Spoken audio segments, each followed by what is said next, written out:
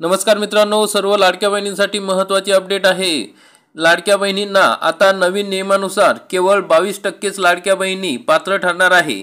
मग लाडक्या बहिणींना नवीन नियम काय आहे आणि या संदर्भात या एका नेत्याचे सरकार स्थापन होण्यापूर्वी मोठे वक्तव्य आले आहे आणि जनमानसातून लाडक्या बहीण योजनेतील पात्रताधारक लाभार्थ्यांनाच हे पैसे मिळावे, ज्या पात्र नाहीत त्यांना पैसे मिळू नये अशी जनमानसात भावना आहे असे या ठिकाणी सांगितले जात आहे। तर मग काय महत्त्वाची बातमी आहे ते आपण बघणार आहोत। तसेच नवीन नियम काय आहेत, तसेच जुने नियम काय आहेत, कोणत्या महिला या ठिकाणी पात्र असणार आहे आणि कुठल्या महिला या ठिकाणी अपात्र असणार आहे, कोणत्या महिलांचे या ठिकाणी पैसे बंद होणार आहे, याविषयी सविस्तर माहिती आपण आजच्या या व्हिडिओमध्ये बघणार आहोत। तरी हा व्हिडिओ आपण शेवटपर्यंत बघा। चॅनलवरती नवीन असाल तर चॅनलला सबस्क्राइब करा, बेल आयकॉनला क्लिक करा। मित्रांनो, राज्याच्या विधानसभा निवडणुकीत महायुतीला मिळालेल्या ऐतिहासिक विजयाच्या परिणामस्वरूप मुख्यमंत्री लाडकी बहीण योजना देशभर चर्चेत आहे। याच योजनेत राज्यातील 2,40,00,000 महिलांना 1,500 रुपये दिले जात होते। आता निवडणुकीत महायुतीने या रकमेची वाढ करून 2,100 रुपये जाहीर करण्याचे केले आहे। म्हणजे 2,100 रुपये आता लाडक्या बहिणींना मिळणार आहेत। पण या ठिकाणी स्वाभिमानी शेतकरी संघटनेचे नेते माजी खासदार राजू शेट्टी यांनी यावर प्रश्न उपस्थित केले आहे। त्यांच्या मते राज्याच्या नव्या शासन निर्णयानुसार केवळ 22% महिलाच या योजनेस पात्र ठरतात आणि त्यातही सरकारने भेदभाव केला आहे। त्यांनी महायुती सरकारवर टीका करत म्हटले आहे की मतदानाच्या आधी बहुसंख्य महिलांच्या खात्यावर पैसे जमा केले गेले, पण नंतर त्यांच्यामध्ये निकष लावून अनेक महिलांना वगळले आहे। राजू शेट्टी यांनी यावर आपली प्रतिक्रिया व्यक्त करत म्हटले की सर्व बहिणींना समान फायदे मिळाले पाहिजे। त्यांनी या योजनेला अधिक व्यापक करण्याची आणि डिसेंबर महिन्यात महिलांना 2,100 रुपये सरसकट देण्याची मागणी केली आहे। तसेच याशिवाय शेतकऱ्यांच्या मागण्यावरही भाष्य करत राजू शेट्टी यांनी महायुती सरकारला आठवण दिली आहे की शेतकऱ्यांचे 7/12 कोरे करणे हे सरकारने वचन दिले होते। त्यामुळे शेतकऱ्यांचा 7/12 कोरा करून त्यांची अडचण सोडवावी अशी ही मागणी त्यांनी केली आहे। राजू शेट्टी यांचे हे आरोप आणि मागण्या राजकीय व सामाजिक चर्चेत उचलले जात आहेत आणि या योजनेच्या प्रभावी अंमलबजावणीसाठी सरकारवर दबाव येत आहे। तर मग आता लाडक्या बहिणींसाठी काय झाले आहे की लाडक्या बहिणींमुळे सरकार या ठिकाणी निवडून आले आहे। त्यामुळे आता सगळीकडनं लाडक्या बहिणी योजनेत खोडा घालण्याचे काम या ठिकाणी वेगवेगळ्या पक्षातील लोक करत आहे। लाडकी बहीण फसवी आहे किंवा लाडक्या बहिणींना या ठिकाणी भुलवण्याचे काम किंवा त्या योजनेला खोडा घालण्याचे काम या ठिकाणी केले जात आहे। तरी या ठिकाणी मग आपण बघूया की आधीचे नियम काय आहे आणि जर नियम बदलले तर कुठल्या बहिणी या ठिकाणी अपात्र ठरू शकतात आणि कुठल्या बहिणी पात्र ठरणार आहे। शक्यतोवर सरकार या ठिकाणी लाडक्या बहिणींच्या कोणत्याही याला हात घालणार नाही, सर्व लाडक्या बहिणींना या ठिकाणी पैसा देईल। तरीही या ठिकाणी लोकांच्या विरोधामुळे लाडक्या बहिणींना जरी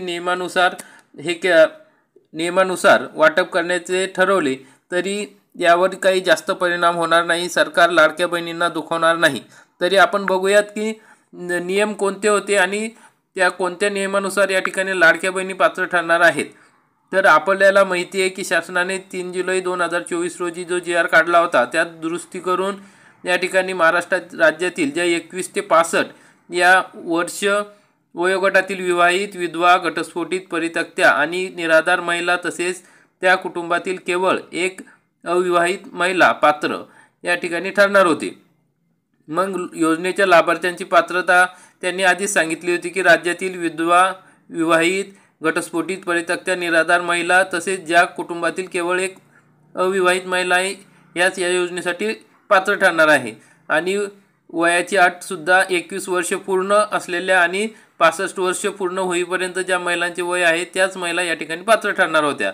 मग ज्यांचे उत्पन्न हे 2.5 लाखांपर्यंत असेल, म्हणजे 2.5 लाखाच्या खाली असेल आणि जे सरकारी कर्मचारी नसणार आहे अशा, तसेच ज्यांना टॅक्स भरत नाही, असे टॅक्स बसत नाही किंवा इन्कम टॅक्स रिटर्न किंवा या ठिकाणी कुठलाही टॅक्स भरत नाही, त्या ठिकाणी त्या कुटुंबातील महिला पात्र ठरणार होत्या।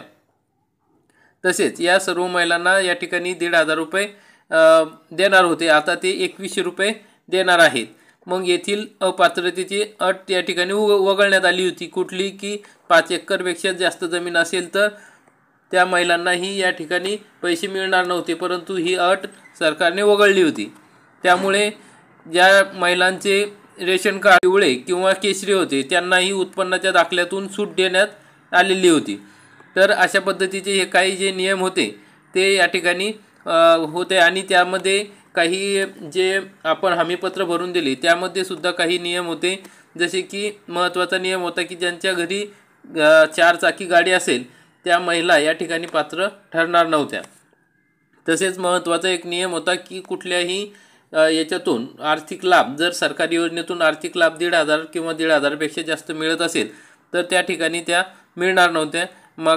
मागे एक टॅब ऑनलाईन या ठिकाणी वेबसाईटला ओपन झाला आहे की ज्यामध्ये संजय गांधी निराधार योजनेत आपण आहात किंवा नाही त्यातून काही जण वगळले आहे, तर ते काही जास्त प्रमाण नाही आहे। त्या महिलांचं ज्या संजय गांधी निराधार योजनेचा लाभ घेत आहेत अशा महिलांना याच्यातून वगळले जाऊ शकते, कारण की त्यावर टॅब उपलब्ध झाला आहे। परंतु अजूनपर्यंत दुसऱ्या कोणत्याही महिलांना कोणत्या नियमाप्रमाणे वगळण्यात येईल असा कोणताही नियम या ठिकाणी जाहीर झालेला नाही। अजूनपर्यंत सरकार स्थापन व्हायचं आहे। सरकार स्थापन झाल्यानंतर सरकार सांगितल्याप्रमाणे लगेच 6वा हप्ता हा महिलांच्या खात्यावर देण्यात येणार आहे आणि तो 1,500 रुपये देण्यात येईल, कारण की या ठिकाणी महिला बालविकास विभागातील जे अधिकारी आहे त्यांनी सांगितले आहे की जे 2100 रुपये आहे ते जेव्हा मार्च महिन्यामध्ये अर्थसंकल्पीय अधिवेशन होईल तेव्हा त्याच्यानंतर या ठिकाणी ती 2100 रुपयाची वाढ केली जाऊ शकते, कारण की अर्थसंकल्पातच या ठिकाणी वाढीव रक्कम टाकता येते। त्यामुळे आता सध्या महिलांना म्हणजेच लाडक्या बहिणींना 1,500 रुपयेच या ठिकाणी 1,500 रुपयाप्रमाणेच पुढील हप्ते मार्च महिन्यापर्यंत मिळणार आहेत। तर अशा पद्धतीने महत्त्वाची अपडेट होती। जर आतापर्यंत अजून कुठलाही नियम आलेला नाही, या ठिकाणी आता काही जणांना मुद्दामून या योजनेत खोडा घालण्याचा प्रयत्न करतायत, तरी लाडक्या बहिणींनी अशा अफवांवर विश्वास ठेवू नका। तुमच्याकडे तुम्ही जर पात्र असाल तर तुमच्या या योजनेत तुम्हाला कोणीही काढू शकणार नाही, सरकारही त्यावर जास्त सक्ती करणार नाही आहे। त्यामुळे तुम्हाला 100% लाडक्या बहीण योजनेचे पैसे या ठिकाणी दिले जाणार आहे। तरी प्रकारे कुठल्याही नेत्यांवर किंवा कुठल्याही माध्यमावर विश्वास ठेवू नका। जोपर्यंत शासनाचे नवीन नियम येत नाही तोपर्यंत आपण याविषयी काही सांगू शकत नाही आणि त्या ठिकाणी कुठल्याही लाडक्या बहिणींना पैसे बंद होणार नाही। ज्या महिला पात्र आहेत त्यांना 100% पैसे या ठिकाणी मिळणार आहे। तर अशा पद्धतीने महत्त्वाची अपडेट होती। तसेच जो 6वा हप्ता आहे तो 6वा हप्ता डिसेंबर महिन्याच्या पहिल्या आठवड्यातच मिळेल, कारण की सरकार स्थापन झाल्या लाडक्या बहिणींना या ठिकाणी 6व्या हप्त्याची या ठिकाणी वाटप केले जाणार आहे। अशा पद्धतीने महत्त्वाची अपडेट होती। आपण हा व्हिडिओ बघितला त्याबद्दल धन्यवाद। व्हिडिओ आवडला असेल तर व्हिडिओला नक्की लाईक करा आणि चॅनलला सबस्क्राईब करा, बेल आयकॉनला क्लिक करा, म्हणजे असेच महत्त्वाचे अपडेट आपल्याला वेळोवेळी मिळत राहतील। जय हिंद, जय महाराष्ट्र।